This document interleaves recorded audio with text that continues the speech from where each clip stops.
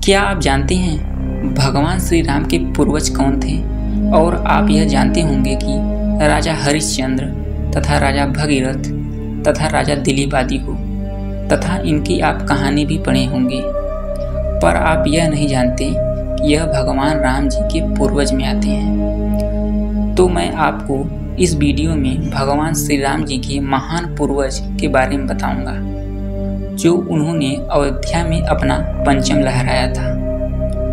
भगवान श्री राम के पूर्वजों में एक से बढ़कर एक महान राजा हुए, जिन्होंने अपने सत्य कर्मों तथा धर्माचरण से न केवल अपने यश को बढ़ाया है, अपितु अपने देश के गौरव और अपने कुल की कीर्ति को उज्जवल किया है। और यही वजह था कि यह वंश कई वर्षों से अपने पिता से पुत्र को मिलता आ रहा है, जिसमें से थे राजा इक्ष्वाकु। यह राजा बहुत महान तथा प्रतापी थे, जिसके कारण आगे का वंश इक्ष्वाकु वंश हो गया। फिर उसके बाद राजा मांधाता हुए और इनके बाद राजा हरिश्चंद्र हुए। इनकी महानता तथा सत्यता के कारण इन्हें सत्यवादी राजा हरिश्चंद्र कहा जाने लगा। इनकी कहानी आप पढ़े ही होंगे। और इनके बाद राजा सगर हुए। आप लोग यह सोच रहे होंगे कि राजा हरिश्चंद्र जी के बाद तो रोहित होंगे, तो मैं आपको बता दूं, मैं केवल इनके महान पूर्वज की ही बात कर रहा हूँ।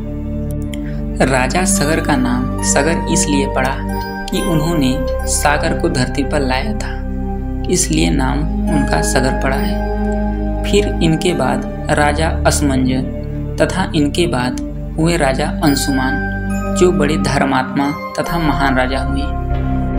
तथा इनके बाद राजा दिलीप हुए, जो बड़े दयालु थे, जिन्होंने एक बार एक गाय को शेर से बचाया था।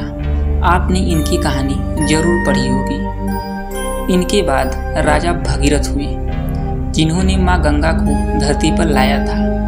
इनके बाद राजा रघु हुए, जो बड़े महान तथा प्रतापी थे और दानी राजा थे। और इन्हीं के नाम पर इस कुल का नाम रघुकुल पड़ गया। इनके बाद राजा अज हुए तथा इनके बाद राजा दशरथ हुए, जो एक महान तथा प्रतापी राजा हुए, जिन्होंने अपनी कीर्ति देवलोक पर भी स्थापित कर ली थी। इनके बाद या कहिए इनके पुत्र के रूप में भगवान श्री रामचंद्र जी हुए। और भगवान राम की गाथा आप लोग जान ही रहे हैं। आप लोग बताइए कि सबसे महान राजा कौन थे?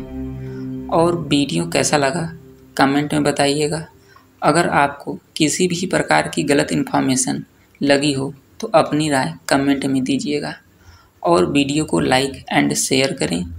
धन्यवाद। जय श्री राम।